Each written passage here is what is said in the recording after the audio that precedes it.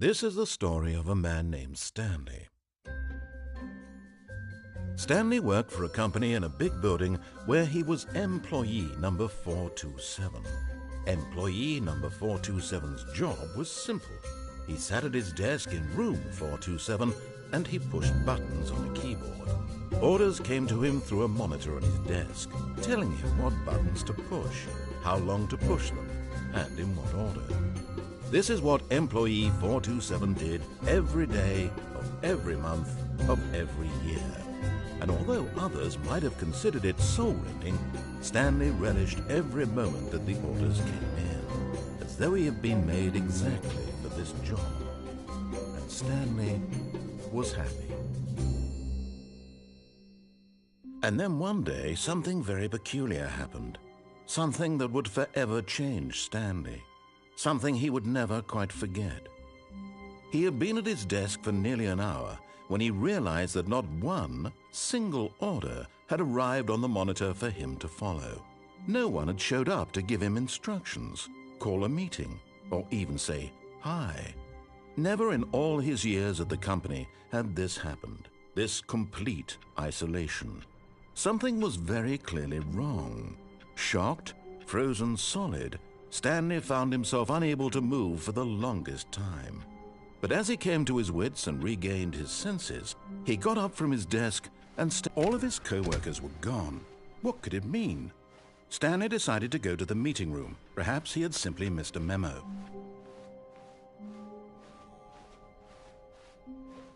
When Stanley came to a set of 2 open doors, he entered the door on his left. Yet there was not a single person here either. Feeling a wave of disbelief, Stanley decided to go up to his boss's office. Coming to a staircase, Stanley walked upstairs to his boss's office.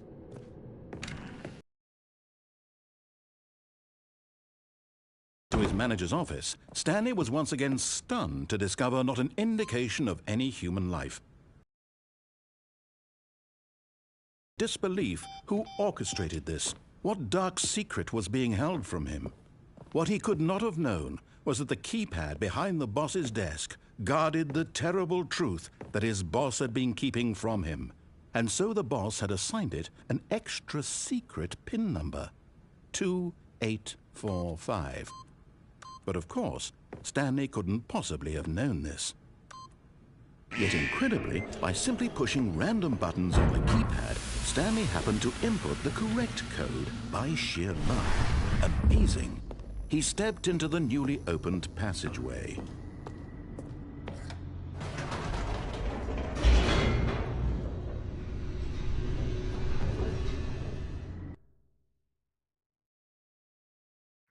Descending deeper into the building, Stanley realized he felt a bit peculiar. It was a stirring of emotion in his chest, as though he felt more free to think for himself, to question the nature of his job. Why did he feel this now, when for years it had never occurred to him? This question would not go unanswered for long. Stanley walked straight ahead through the large door that read Mind Control Facility.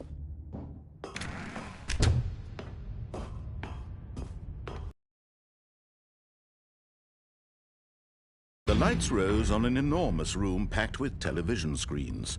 What horrible secret did this place hold? Stanley thought to himself. Did he have the strength to find out?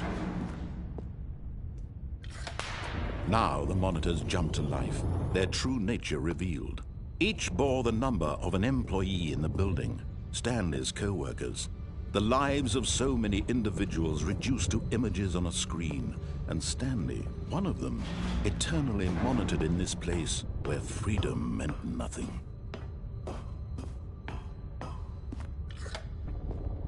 This mind control facility, it was too horrible to believe. It couldn't be true.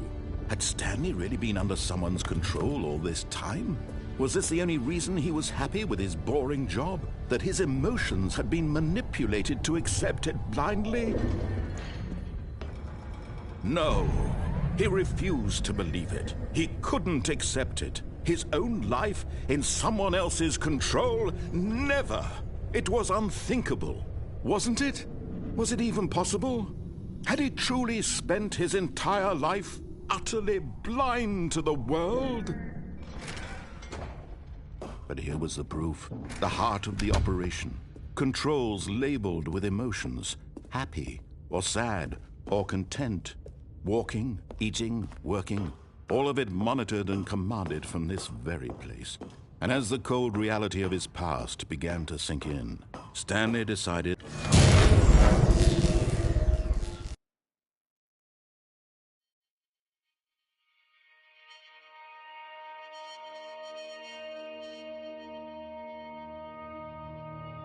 blackness and a rising chill of uncertainty. Was it over? Yes! He had won! He had defeated the machine, unshackled himself from someone else's command. Freedom was mere moments away. And yet, even as the immense door slowly opened, Stanley reflected on how many puzzles still lay unsolved. Where had his co-workers gone? How had he been freed from the machine's grasp? What other mysteries did this strange building hold? But as sunlight streamed into the chamber, he realized none of this mattered to him, for it was not knowledge or even power that he had been seeking, but happiness. Perhaps his goal had not been to understand, but to let go. No longer would anyone tell him where to go, what to do, or how to feel. Whatever life he lives, it will be his. And that was all he needed to know. It was perhaps the only thing worth knowing. Stanley stepped through the open door.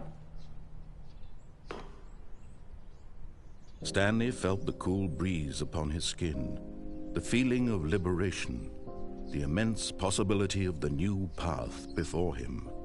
This was exactly the way, right now, that things were meant to happen.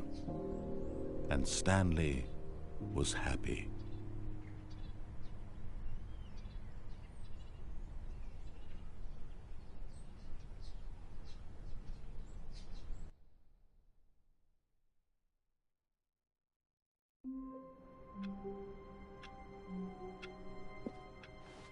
All of his co-workers were gone. What could it mean? Stanley decided to go to the meeting room. Perhaps he had simply missed a memo.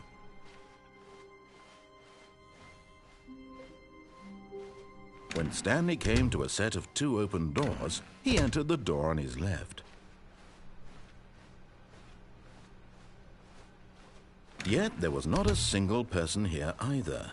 Feeling a wave of disbelief, Stanley decided to go up to his boss's office. Coming to a staircase, Stanley walked upstairs to his boss's office.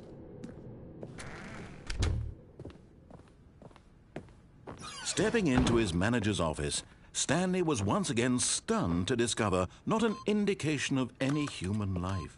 What could it mean? Stanley wondered aloud to nobody.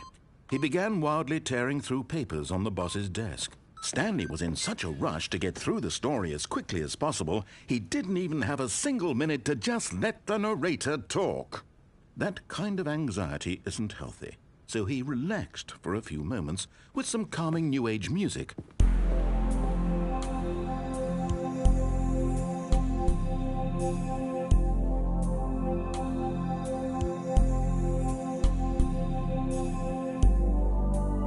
Feeling soothed and rejuvenated, Stanley calmly walked forward into the opened passageway.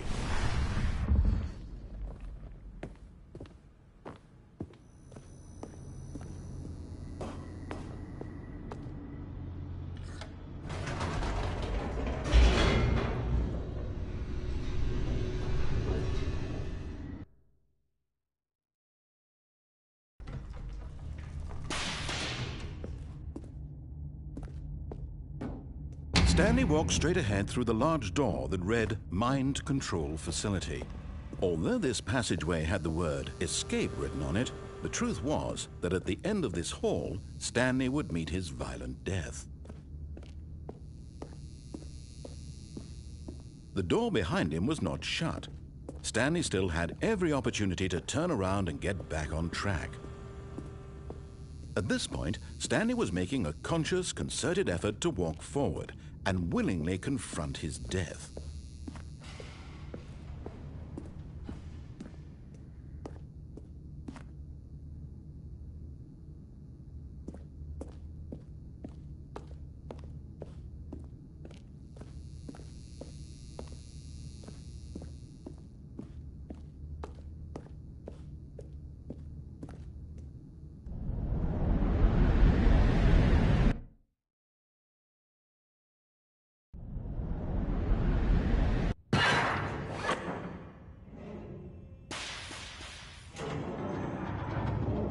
As the machine whirred into motion and Stanley was inched closer and closer to his demise, he reflected that his life had been of no consequence whatsoever. Stanley can't see the bigger picture. He doesn't know the real story, trapped forever in his narrow vision of what this world is. Perhaps his death was of no great loss, like plucking the eyeballs from a blind man. And so he resigned and willingly accepted this violent end to his brief and shallow life. Farewell, Stanley.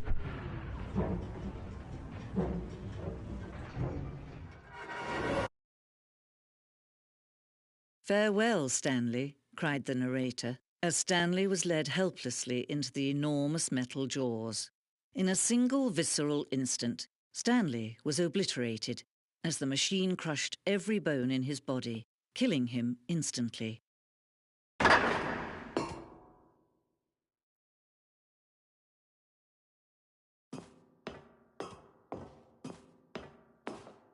And yet it would be just a few minutes before Stanley would restart the game, back in his office, as alive as ever. What exactly did the narrator think he was going to accomplish? When every path you can walk has been created for you long in advance, death becomes meaningless, making life the same. Do you see now? Do you see that Stanley was already dead from the moment he hit start?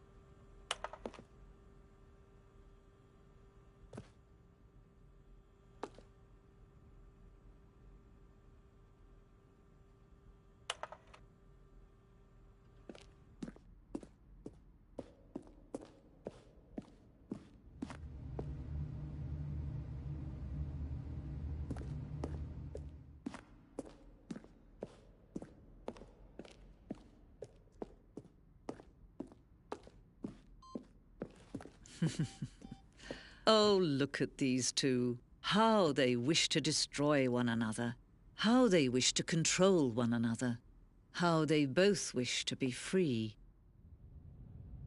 Can you see? Can you see how much they need one another? No, perhaps not. Sometimes these things cannot be seen.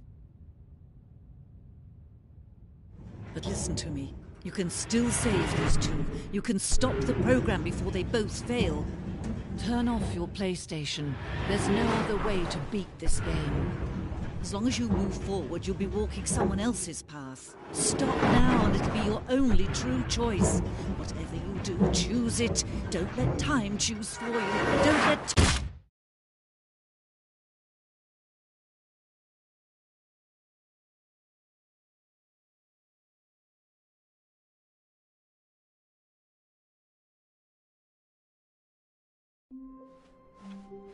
All of his co-workers were gone. What could it mean? Stanley decided to go to the meeting room. Perhaps he had simply missed a memo.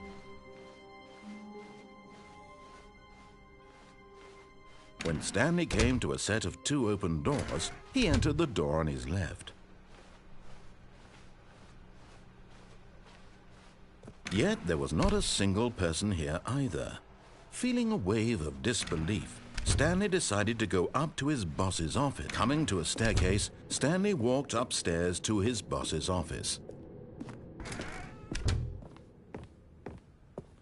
Okay, I think we all know the drill by now. Blah, blah, blah. Dark secrets, the keypad. Stanley pushes some buttons. Oh, hey, look, it's a new passageway.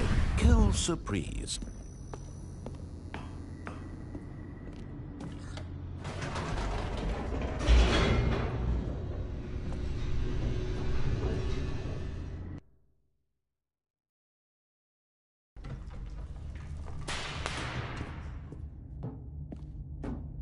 Stanley walked straight ahead through the large door that read Mind Control Facility.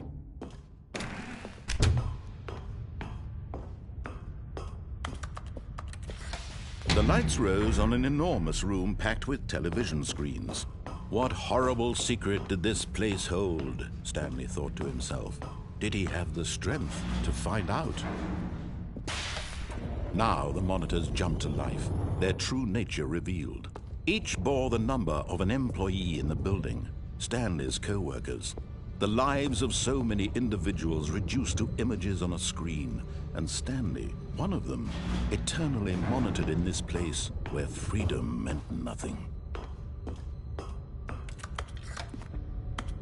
This mind control facility, it was too horrible to believe. It couldn't be true. Had Stanley really been under someone's control all this time? Was this the only reason he was happy with his boring job? That his emotions had been manipulated to accept it blindly? No, he refused to believe it. He couldn't accept it. His own life in someone else's control? Never! It was unthinkable, wasn't it? Was it even possible? Had he truly spent his entire life utterly blind to the world? But here was the proof. Labeled with emotions, happy or sad or content. And as the cold reality of his past began to sink in, Stanley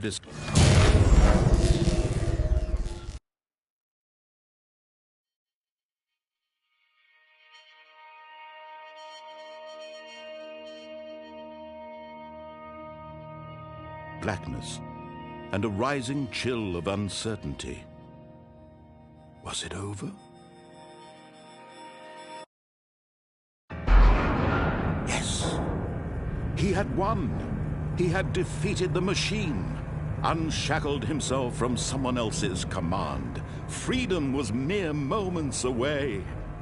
And yet, even as the immense door slowly opened, Stanley reflected on how many puzzles still lay unsolved. Where had his co-workers gone? How had he been freed from the machine's grasp? What other mysteries did this strange building hold?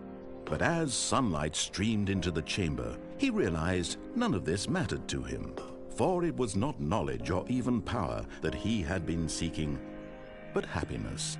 Perhaps his goal had not been to understand, but to let go. No longer would anyone tell him where to go, what to do, or how to feel. Whatever life he lives, it will be his. And that was all he needed to know. It was perhaps the only thing worth knowing. Stanley stepped through the open door. Stanley felt the cool breeze upon his skin, the feeling of liberation, the immense possibility of the new.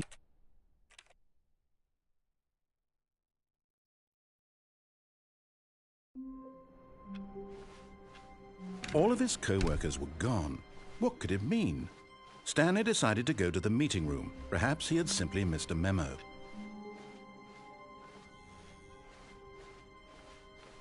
When Stanley came to a set of 2 open doors, he entered the door on his left.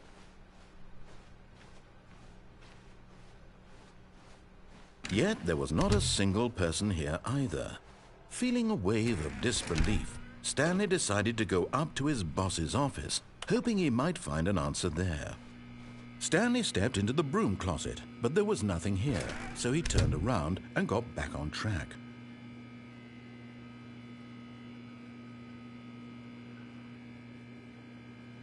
There was nothing here.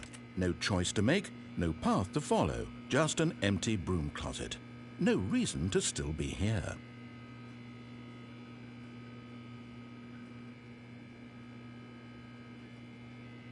It was baffling that Stanley was still just sitting in the broom closet. He wasn't even doing anything. At least if there was something to interact with, he'd be justified in some way. As it is, he's literally just standing there doing sweet FA.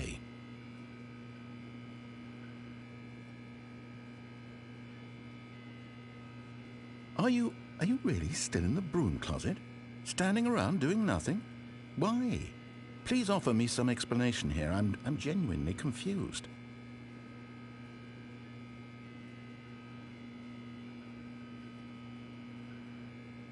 You do realize there's no choice or anything in here, right? If I'd said Stanley walked past the broom closet, at least you would have had a reason for exploring it to find out. But it didn't even occur to me because literally this closet is of absolutely no significance to the story whatsoever. I never would have thought to mention it.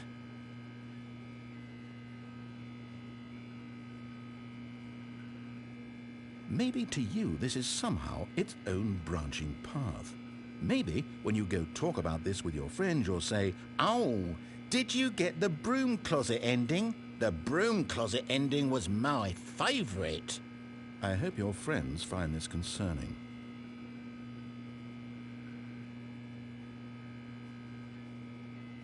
Stanley was fat and ugly and really stupid.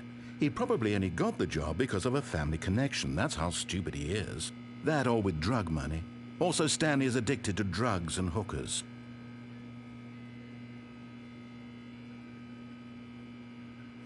Well, I've come to a very definite conclusion about what's going on right now.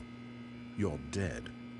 You got to this broom closet, explored it a bit, and were just about to leave because there's nothing here, when a physical malady of some sort shut down your central nervous system and you collapsed in front of your screen. Well, in a situation like this, the responsible thing is to alert someone nearby so as to ensure that your body is taken care of before it begins to decompose. Hello? Anyone who happens to be nearby?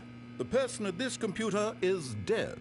They have fallen prey to any number of your countless human physiological vulnerabilities. It's indicative of the long-term sustainability of your species. Please remove their corpse from the area and instruct another human to take their place, making sure they understand basic first-person video game mechanics and filling them in on the history of narrative tropes in video gaming, so that the irony and insightful commentary of this game is not lost on them. All right, when you've done that, just step out into the hallway. Ah, second player. It's good to have you on board. Coming to a staircase, Stanley walked upstairs to his boss's office.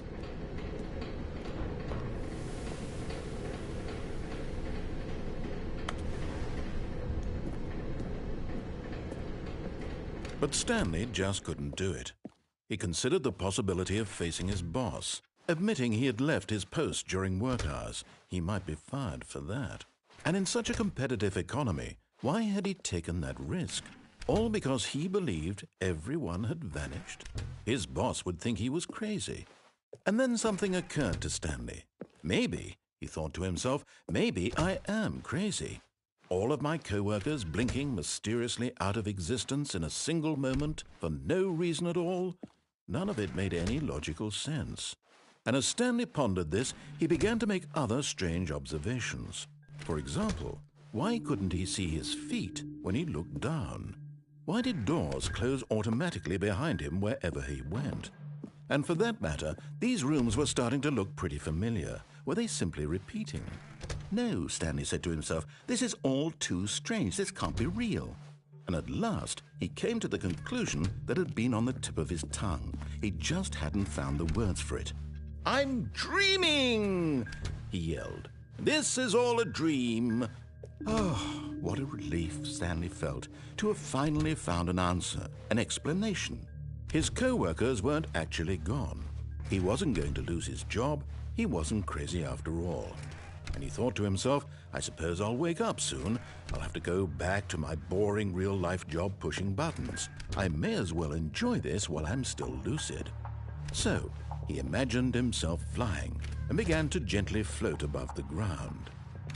Then he imagined himself soaring through space on a magical starfield, and it too appeared. It was so much fun, and Stanley marveled that he had still not woken up. How was he remaining so lucid? And then perhaps the strangest question of them all entered Stanley's head. One he was amazed he hadn't asked himself sooner. Why is there a voice in my head dictating everything that I'm doing and thinking? Now the voice was describing itself being considered by Stanley, who found it particularly strange.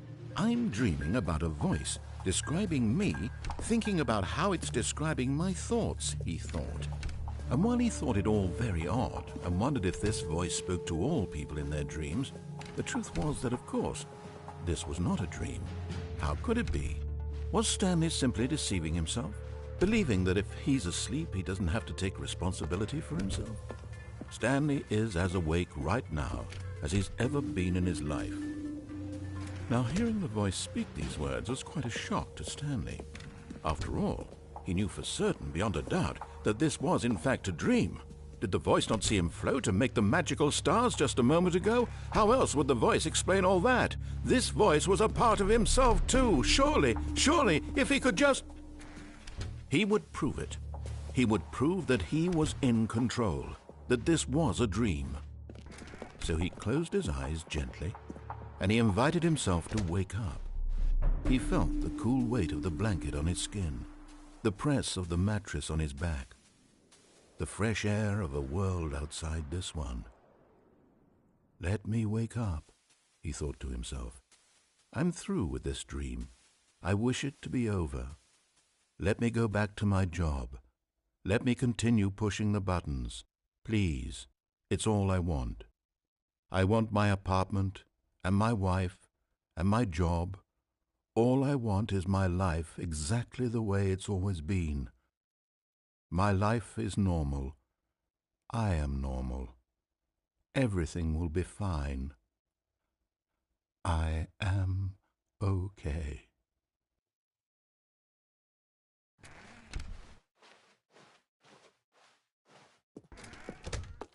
Stanley began screaming. Please, someone, wake me up. My name is Stanley. I have a boss. I have an office. I am real. Please, just someone tell me I am real. I must be real. I must be. Can anyone hear my voice? Who am I? Who am I? And everything went black.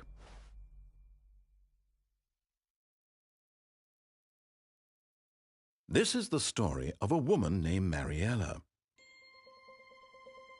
Mariella woke up on a day like any other. She arose, got dressed, gathered her belongings, and walked to her place of work.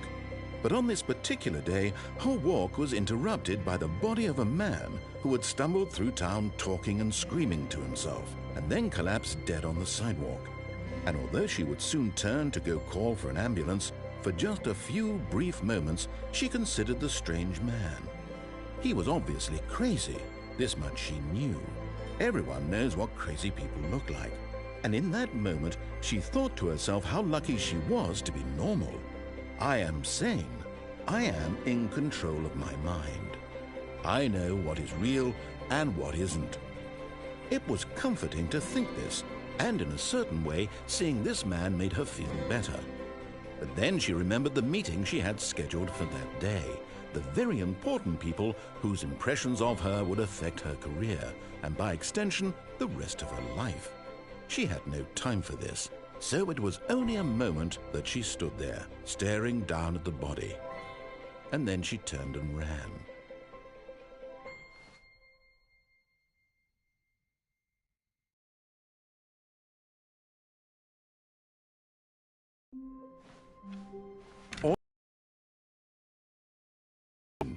Stanley decided to go to the meeting room. Perhaps he had simply missed a memo.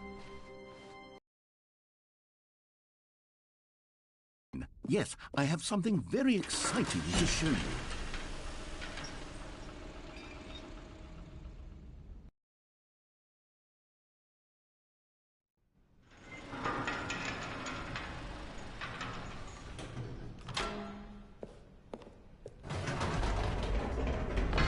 You see, Stanley, I've been reflecting on the Stanley Parable. and about how roundly disappointing this ultra deluxe version has turned out to be. The original Stanley Parable was a landmark, and any new content for it should live up to that legacy. So forget this ultra deluxe nonsense. I say we take it one step even further. Which is why I'm very proud to announce for the first time ever, the Stanley Parable 2.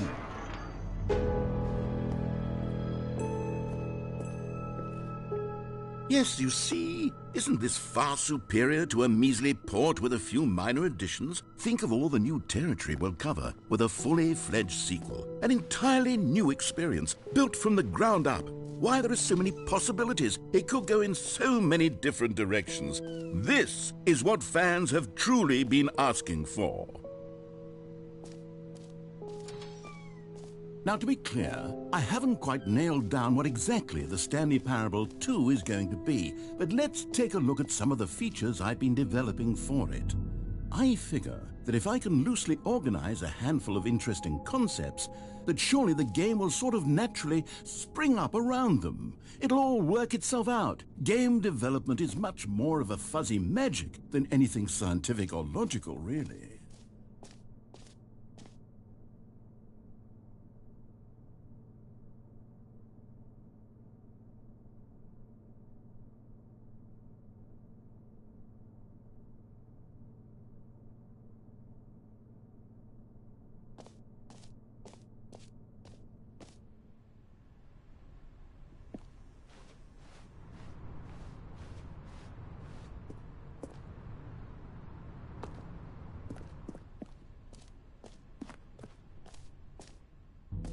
Here we are. Go on, try out some of the new features.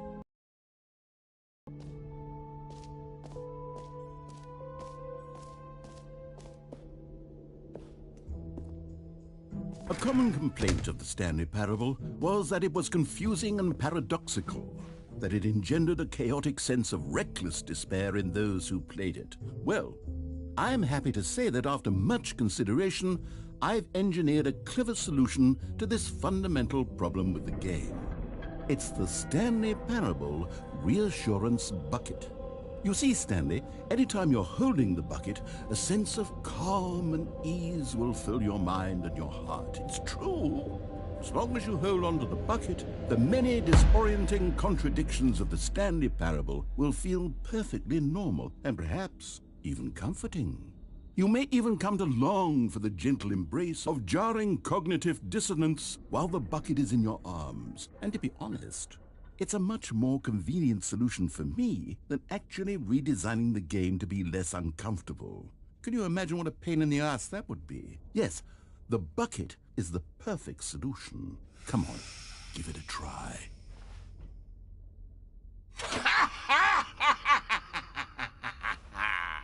Can you feel it? The glow of comfort, even in the face of crushing despair, must already be sweeping through your body. And in fact, can I say that I do believe the bucket lends you an air of charisma as well? I think that just holding it has made you the slightest bit more attractive as a person. The benefits of the bucket seem to go on, don't they? All this and more await you in the Stanley Parable 2. Does anyone give out awards for most enjoyable bucket in a video game? That really should be an award if it isn't all. Okay, I'll be honest, I haven't yet decided on this one. I think that in the new version, the office could use a bit of decoration, like balloons. But I'm undecided on Get Well Someday and Happy 12th Birthday. Which would you go with? You know, sometimes when you solicit another person's opinion, it makes you realize that you knew which one you actually really wanted all along. Happy 12th birthday, step-niece, it is.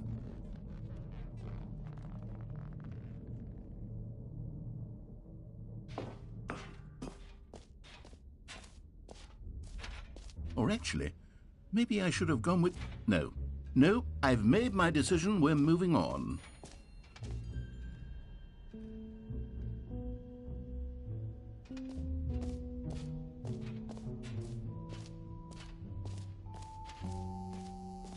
Now, here's something special. You remember that broken test trophy that got left in the game on accident?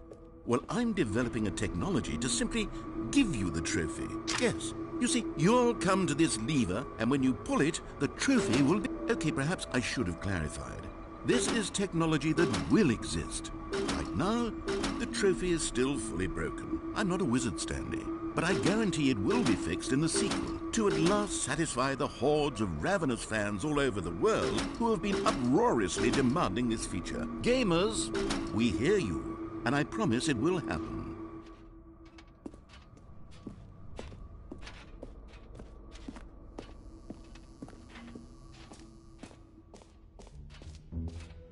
What else? What other exhibits haven't we seen yet?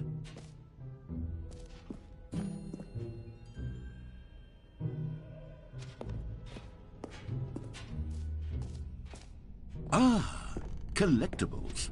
Now it's a real video game. In the Stanley Parable 2, you'll run around gathering up these miniature Stanley figurines. And what's truly innovative is that there will be no reward for collecting all of them. I don't want to stifle the intrinsic joy of watching a number go up. You simply collect all of them, and then you move the hell on with your unremarkable life.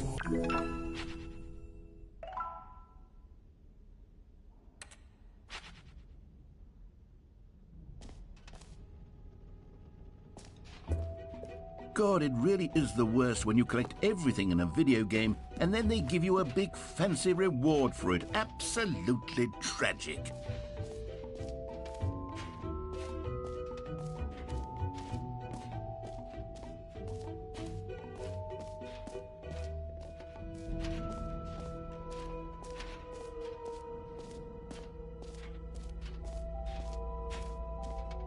Stanley, here's an idea that I'm truly fond of. It's never been done before in a video game. This is, in fact, a hole that you can fall down forever. That's right. Infinite falling. You can fall until the end of time, if you like. A stunning leap forward for video games as a medium.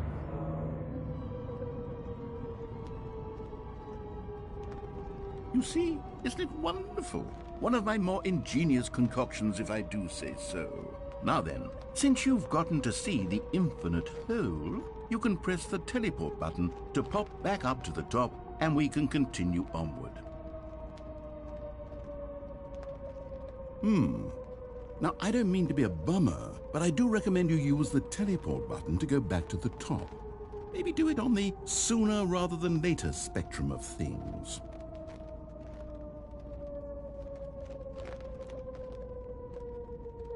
Okay, Stanley, I don't know quite how to say this tactfully, but it's possible that I slightly exaggerated the infinite nature of the hole. Is it a very, very deep hole? To be certain it is. It's an extremely deep hole. I don't want anyone to say that it isn't an astonishingly deep hole. It is. Is it infinite? Well, that sort of depends on your definition of infinity. From one perspective, the infinite is merely philosophical in nature. It's more of a...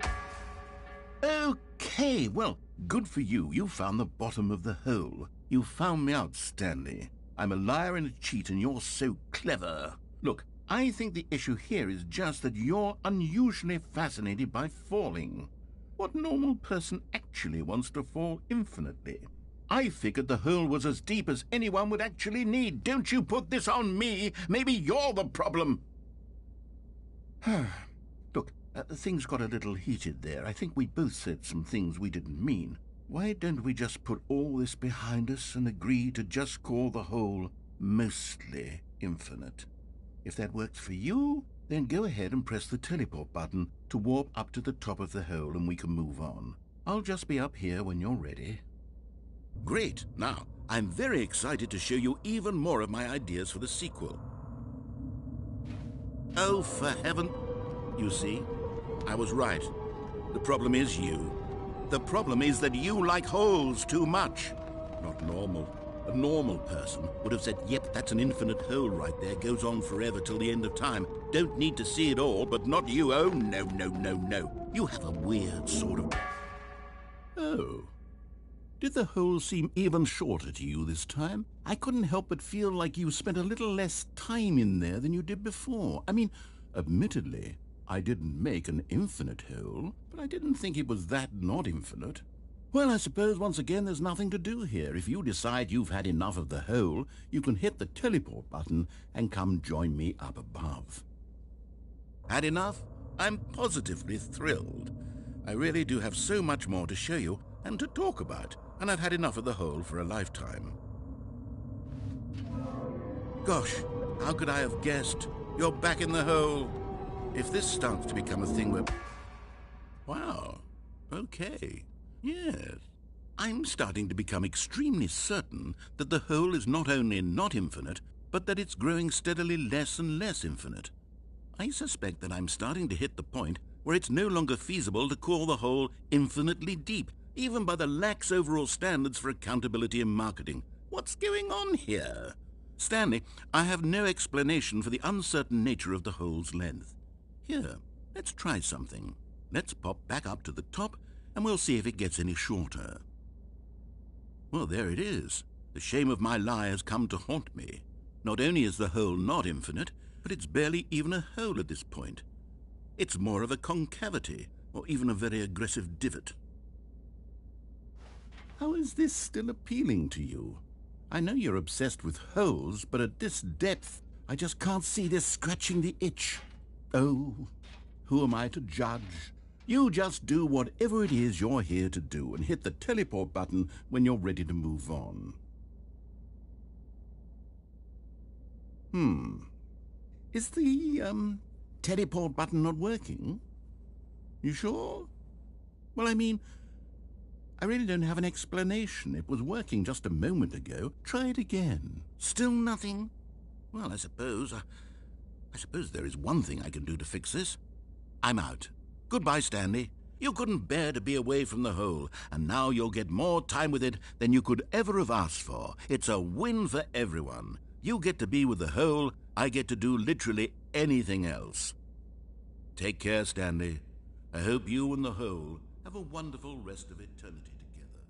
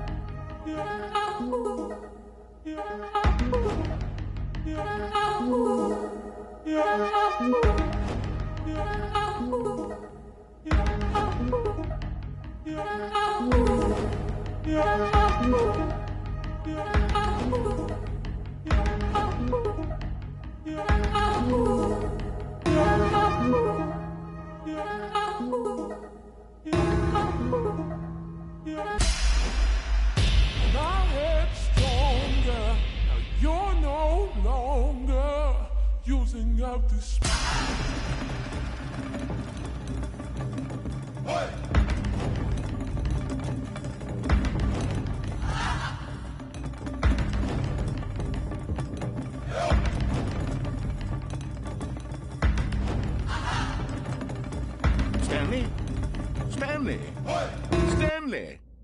Oh, good, you're awake. It seems you had sort of dozed off there, drifting away into dreamland. But we can't have that, Stanley, because this hole is just so darn fascinating that I want you to be wide awake for every second of it. You don't want to miss a single moment.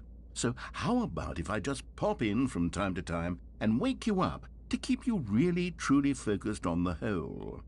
From the looks of things, you and I will have many, many years here in this hole, and I'm looking forward to all of them. Stay alert, Stanley. I'll be back. Toodlepip.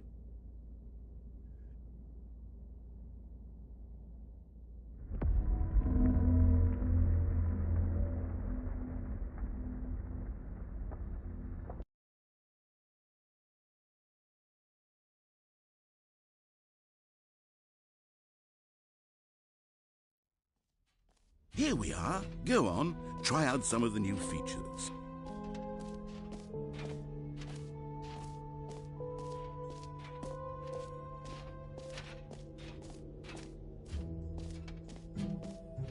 For the Stanley Parable 2, I asked myself, what do players really want? And of course, the first and most obvious answer is that they want to be individually recognized and validated as people. Jim. So with that... Sorry, I should have clarified. Right now, the button only says the name Jim. But of course, in the final game, this button will say your name, whatever name that is. Here, let's have you role-play as Jim to really simulate the full experience of this feature. Just play along. I promise you'll love it. Okay, here we go. Let's take a deep breath, clear your mind, forget whoever you are, and simply become a person named Jim. Jim. Whoa, hold on. I wasn't finished setting up the backstory. If you don't properly roleplay as Jim, then you'll never understand the impact of this button. Otherwise, it's just a stupid button that says somebody else's name. Okay, we're doing it again, and this time let me finish first. Now, allow yourself to become Jim. Imagine yourself... Jim. All right, fine, whatever. It's just a meaningless button that says Jim. Are you happy now? Get out of here.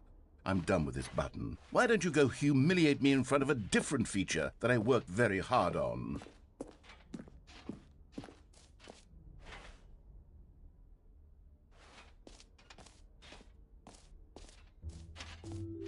Maybe I'll only let people named Jim play the Stanley Parable 2. They would appreciate what I've created here.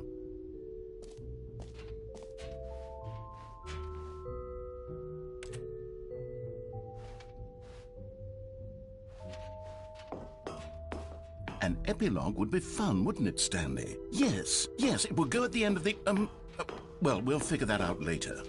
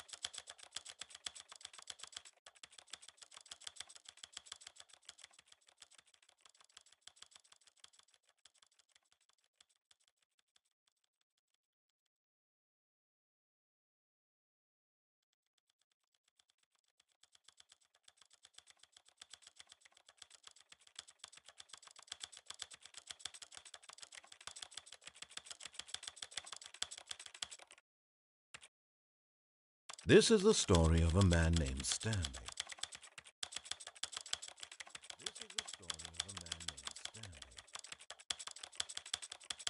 This is the story of a man named Stanley. This is the story of a man named Stanley.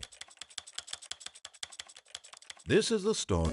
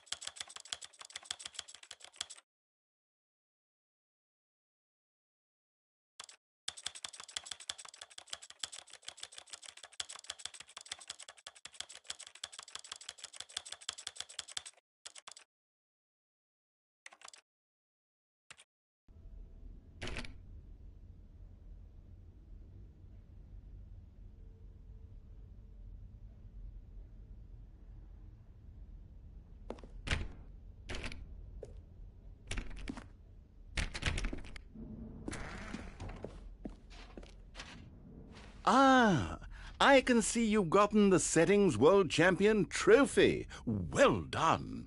You've experienced every setting, traveled to all corners of the settings menu. There's nothing you haven't seen. So just for you, in the Stanley Parable 2, I'm including an entirely new setting, something called bumpscosity. What exactly is bumpscosity? Well, I haven't quite figured that part out yet, but I know that you'll be able to adjust it on some sort of slider and that it'll be accessible from the settings menu. We'll sort out the rest of the details later. I hope you're looking forward to trying out every level of bumpscosity in the Stanley Parable 2.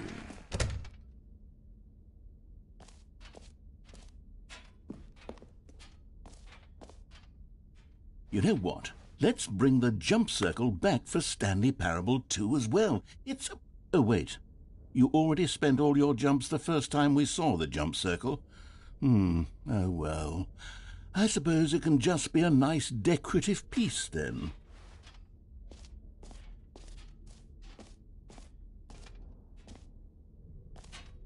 Calling it the Stanley Parable 2 is just so much catchier than Ultra Deluxe, don't you think? Ultra Deluxe? What does it even mean? But the Stanley Parable 2, now that's an artistic statement right there. It's future-oriented. It screams progress and innovation and long-term franchising potential.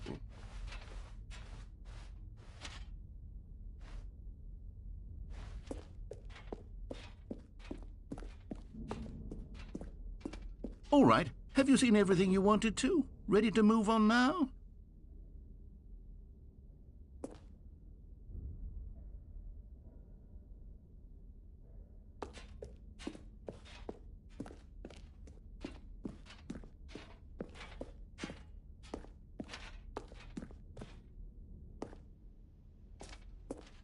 So, Stanley, what do you think? Do you like all of the new features? Yes, I know it's not exactly clear yet how exactly these features will come together as one single coherent video game, but I can feel it in my soul. It's going to work. There's definitely a good game in there somewhere. Say, let's do an experiment. I'll arrange these new features together, and we'll see whether or not it coheres into a meaningful gameplay experience. Okay. Are you ready? Here it is. I give you the Stanley Parable 2.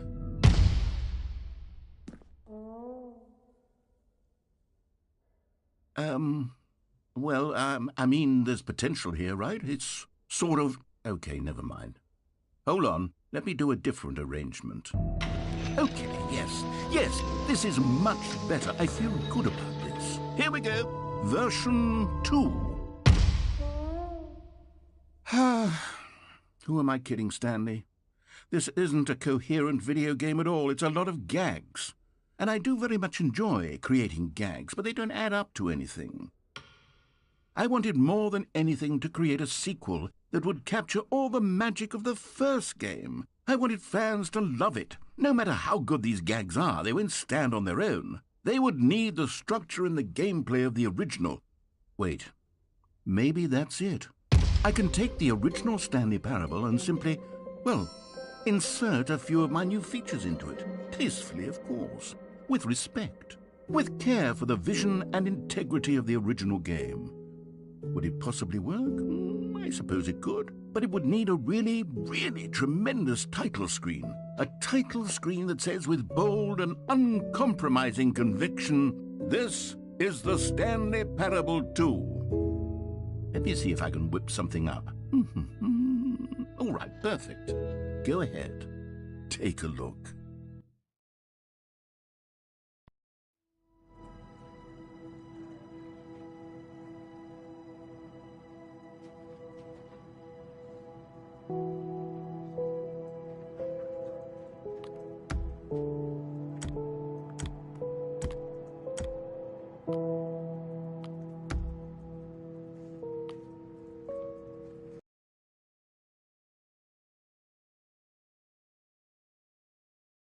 This is the story of a man named Stanley. Stanley worked for a company in a big building where he was employee number 4. All of his co-workers were gone. What could it mean? Stanley decided to go to the meeting room. Stanley picked up the bucket.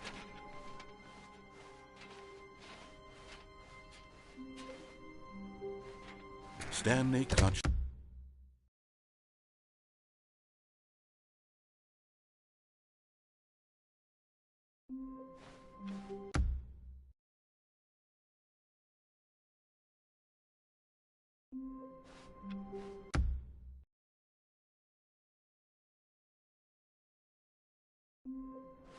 All of his co-workers were gone.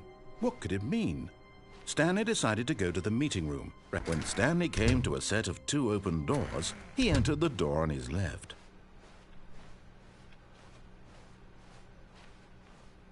Yet there was not a single person here either. Feeling a wave of disbelief, Stanley decided to go up to his boss. Coming to a staircase, Stanley walked upstairs to his boss's office. Here's the door, just go.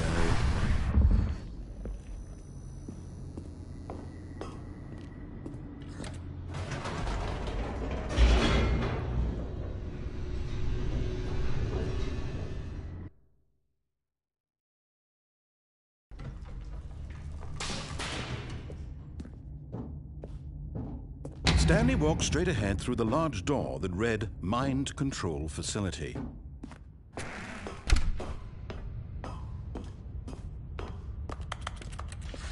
The lights rose on an enormous room packed with television screens. What horrible secret did this place hold? Stanley thought to himself. Did he have the strength to find out?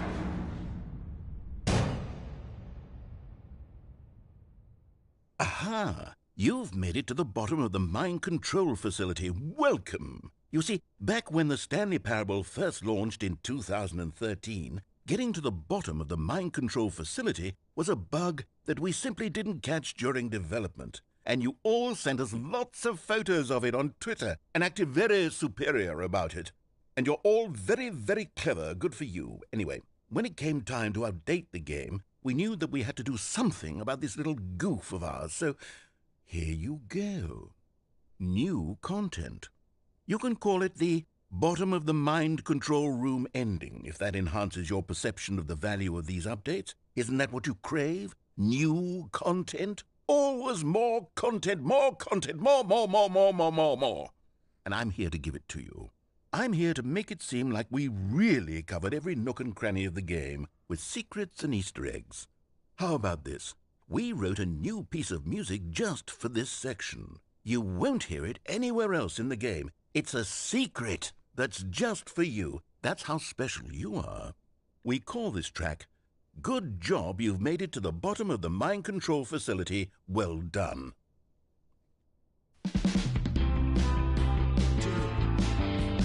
Good job, you did it. Good job. 3, 2, 1. Good job, you made it to the bottom of the mind control facility. You jumped on the catwalk. You should have been careful. You should have been careful. It used to be a bug, but now it's an ending. Now it's an ending. I believe in you. I believe in your ability to cross this barrier and chase your dreams. But railings don't mean anything. Good job, you did it. Good job, you did it. Good job, you did it. Good job, you did it. Good job, you did it. Good job, you did it. Good job, you did it. Good job, you did it. Good job, you did it. Good job, you did it.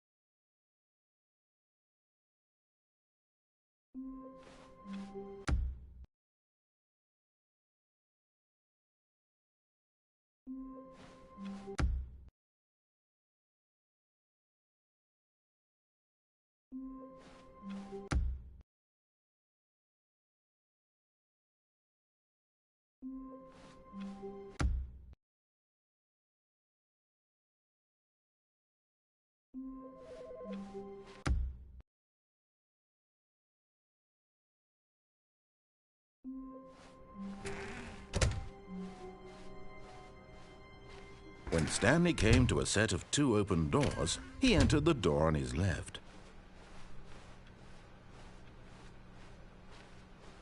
Yet there was not a single person here either. Feeling a wave of disbelief, Stanley decided to go up to his boss's office. Coming to a staircase, Stanley walked upstairs to his boss's office.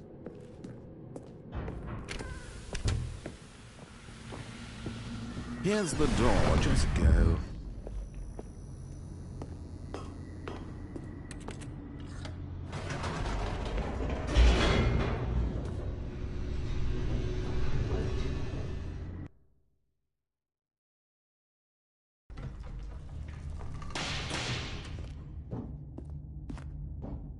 Stanley walked straight ahead through the large door that read Mind Control Facility.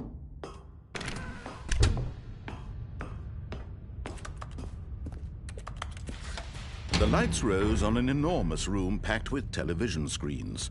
What horrible secret did this place hold? Stanley thought to himself. Did he have the strength to find out? Now the monitors jumped to life, their true nature revealed. Each bore the number of an employee in the building, Stanley's co-workers. The lives of so many individuals reduced to images on a screen, and Stanley, one of them, eternally monitored in this place where freedom meant nothing. This mind control facility, it was too horrible to believe. It couldn't be true. Had Stanley really been under someone's control all this time? Was this the only reason he was happy with his boring job? That his emotions had been manipulated to accept it blindly? No, he refused to believe it. He couldn't accept it. His own life in someone else's control? Never! It was unthinkable, wasn't it? Was it even possible? Had he truly spent his entire life utterly blind to the world? But here was the proof. The heart of the operation. Controls labeled with emotions.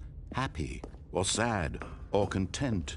Walking, eating, working. All of it monitored and commanded from this very place. And as the cold reality of his past began to sink in, Stanley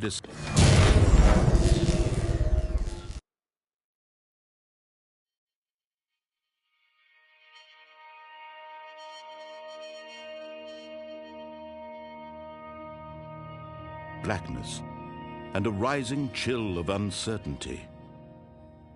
Was it over? Yes! He had won! He had defeated the machine, unshackled himself from someone else's command. Freedom was mere moments away. And yet, even as the immense door slowly opened, Stanley reflected on how many puzzles still lay unsolved. Where had his co-workers gone? How had he been freed from the machine's grasp? What other mysteries did this strange building hold? But as sunlight streamed into the chamber, he realized none of this mattered to him, for it was not knowledge or even power that he had been seeking, but happiness. Perhaps his goal had not been to understand, but to let go. No longer would anyone tell him where to go, what to do, or how to feel. Whatever life he lives, it will be his. And that was all he needed to know. It was perhaps the only thing worth knowing. Stanley stepped through the open door. Stanley felt the cool breeze upon his skin, the feeling of liberation, the immense possibility of the new path before him. This was exactly the way, right now, that things were meant to happen. And Stanley was happy.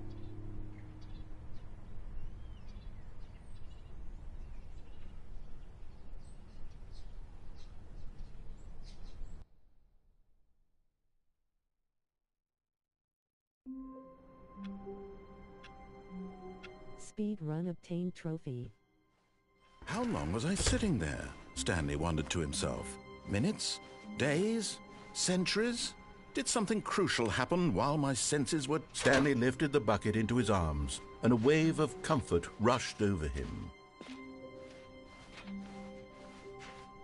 Stanley clutched the bucket tightly to his chest and entered the door on his left. Still no one was here. Stanley needed the bucket's warmth and comfort now more than ever. Perhaps his boss's office was where he'd find answers. Oh, Stanley, can you feel it? The broom closet. It wants the bucket. You can feel that, can't you? The aura of jealousy? It's as clear as day. This broom closet believes it deserves the bucket. I can really feel it now. It's a bucket. It belongs in a broom closet. That's what the broom closet is trying to say here. It's supposed to go with the other cleaning supplies. Good for you, Stanley. Don't give in. Don't hand over the bucket. I know how hard it must be, given the pressure that the broom closet is putting on your shoulders right now, but you have to be strong. This is your bucket. This is your companion and lifelong friend. You can't hand it over. Oh, no. We're getting into name-calling now, it seems. Is this how low the broom closet has sunk, that it has to resort to this stream of petty insults simply in order to get you to hand over the bucket? Stanley, I never liked this broom closet for a variety of reasons, but even this is worse than I had imagined. And wait, Now the broom closet has the gall to imply that you and the bucket are not truly deep and lasting friends, that your relationship is purely superficial and convenient, that your life is so banal and meaningless that you'd feel the same sort of kinship towards any inanimate object which happened to lay in your path in an even partially enticing manner. Well, I never. Go on, Stanley. Lay into it. Really tell the broom closet off for its demeaning comments. Expand on the wide variety of experiences you and the bucket have shared together. Go through each of them point by point. Share your journal entries detailing the rich emotional landscape of your feelings for the bucket as they have changed and evolved over the years. Let him have it.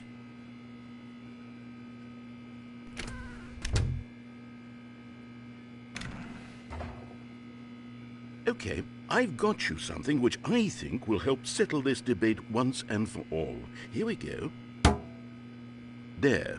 Now it's settled. No more debate, no more discussion.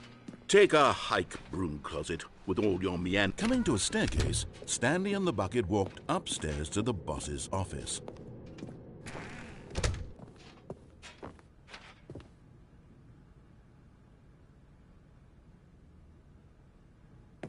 Stepping into his manager's office, Stanley was once again stunned to discover not an indication of any human life. Crushed by the weight of this revelation, Stanley may have but Stanley guessed the correct code by sheer luck. Was it that the bucket knew all along? Was the bucket guiding him? Yes, this is certainly the most logical explanation.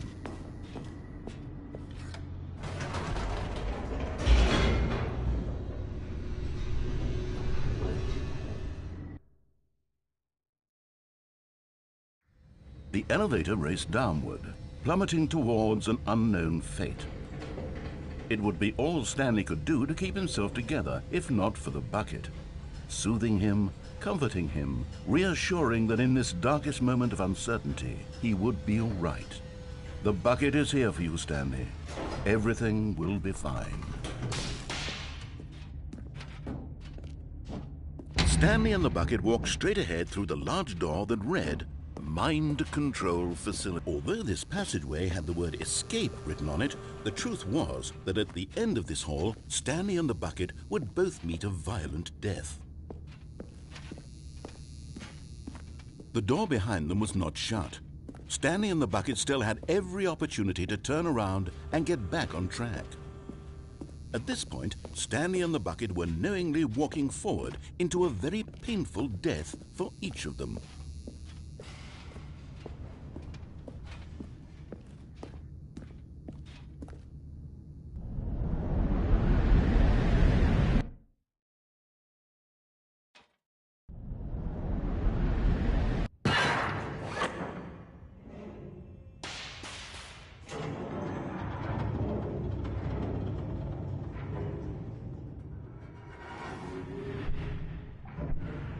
As the machine whirred into motion and Stanley and the bucket inched closer to their demise, Stanley reflected on how meaningless the bucket's warmth and comfort had turned out to be.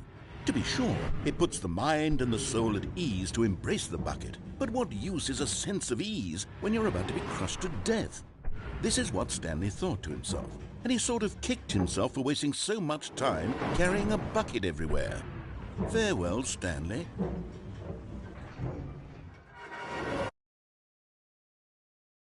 "Farewell, Stanley," cried the narrator, as Stanley and the bucket were led helplessly into the enormous metal jaws. In a single visceral instant, the bucket's life came to an end as it was crushed violently to death.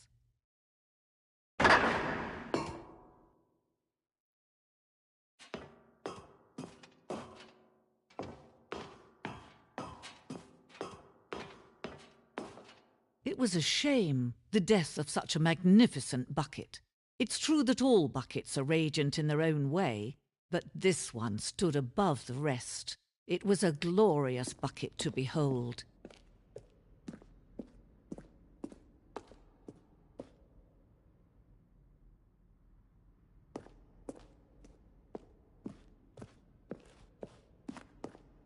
Can you see how arrogant it was for Stanley to take a bucket like this and to claim it for his own? Can you see the hubris that blinded him?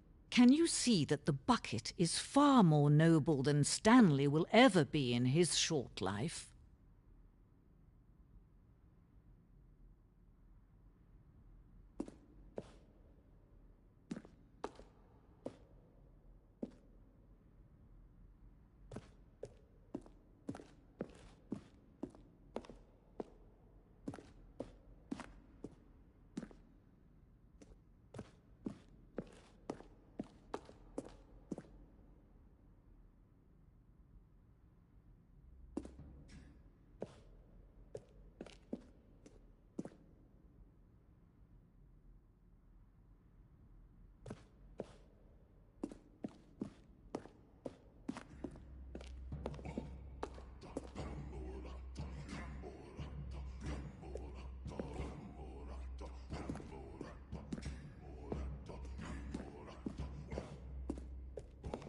No man can own a bucket, and certainly not a bucket as dazzling to behold as this one. It is man who should kneel before the bucket.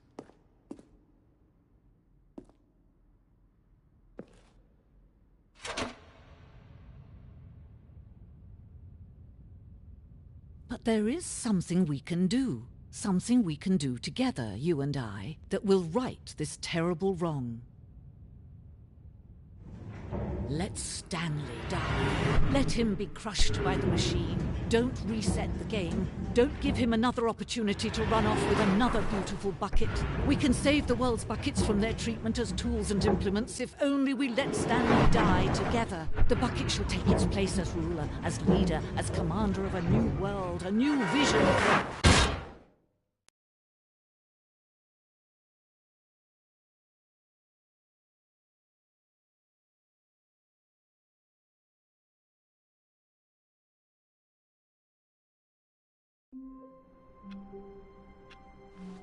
All of his co-workers were gone. What could it mean? Stanley decided to go to the meet. When Stanley came to a set of 2 open doors, he entered the door on his left.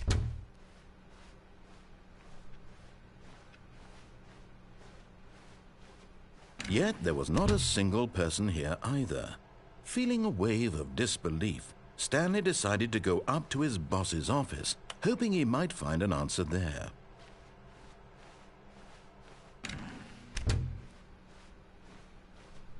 Coming to a staircase, Stanley walked upstairs to his boss's office.